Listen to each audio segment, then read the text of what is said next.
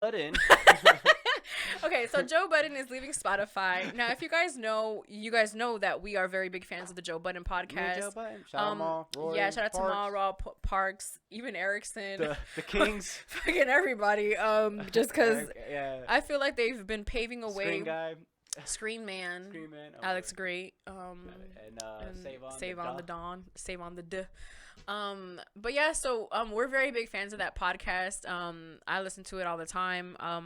Catch up. Fuck. One of the things that I love the most about it is I feel it was because it was Joe's birthday this past week as well. Damn, happy birthday, Joe. Yeah, happy birthday to Joe Budden. Yes. On Twitter, I said, happy birthday to my older cousin who lets me listen to his conversations with his homeboys. Because that's what it feels like.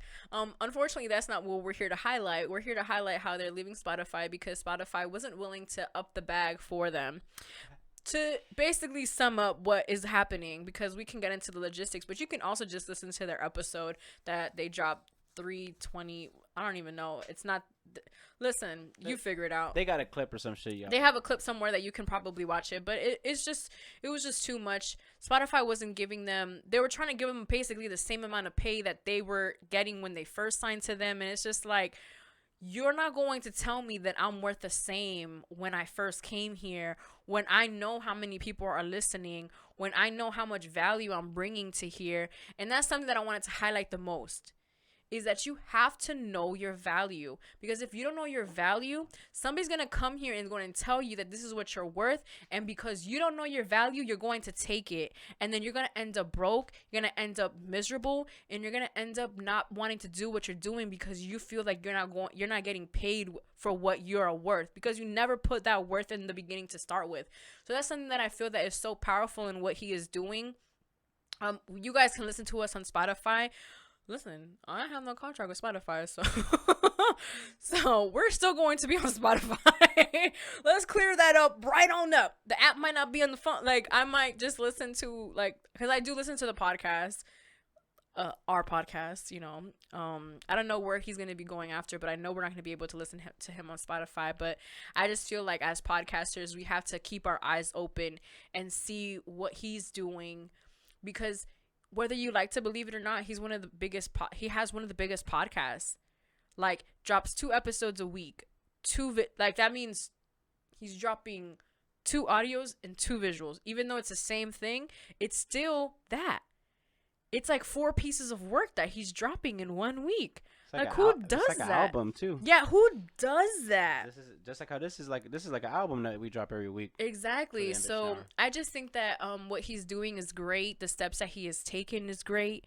I believe that whatever, I know that he's going to take his brand to wherever it is that he's going to take it, and neither of us can understand it or will understand it until we see what happens. And once we see what happens, like, I just know it's going to be great. So listen, man, shout out to the Joe Budden podcast. Listen, y'all do what y'all gotta do. Wherever y'all see fit. Yeah, wherever you guys see fit. Like, y'all not gonna lose a fan because y'all not on Spotify. Like, that's not gonna happen. I know a lot of people on social media were saying how they're gonna delete the Spotify app because of that. And something that Joe keeps posting is the stock of Spotify plummeting. That thing going down, because I used a big word. That thing plummeting. Plummeting. That thing going, like, you know, in the toilet, went like that. That's how it's going. That's how it's going. Cause it's shit. Yeah, and you, hey, but you know Joe is Joe if you open their postings. Yeah, no, he's been. I think he's posted like 3 of them, of just like the stock going down and down, like it was a fucking Nelly song. You're a fucking fool, mouse. But yeah, that's crazy. But I mean, it happens. And like I said, when you don't know your worth, you can't give a price to somebody. And then so that you're giving that person the authority to put a price on you and your greatness. And they're not going to give you the price that you actually deserve. This reminds me of something. And I wasn't going to talk about this because it's a Beyonce thing. And I've seen a lot of Beyonce slander because of it. But I did read that Chloe and Halle are signed to a 6-year contract, 6 album, not year, 6 album, 6 album contract with Beyonce's company for $1 million. Damn. People were saying that that's not good because it's Both of them? it's 6 albums, Six $1 million, and you would think, people are possibly assuming, well, she has a lot of money, she can give them a lot more. I mean, I could understand where those people are coming from, right? 6 albums, if you divide those, but we don't know if there's any incentives in said contract. Hold on, because listen, Beehive, I got my yellow and black on. I'm ready to fight because no, okay, so let's be real. Okay, so Chloe and Halle, yes, 6 albums, $1 million. One would think that it's not a lot of money, but these girls they're the opening act of when excuse me, oh, that was rude. They're the opening act for her concerts.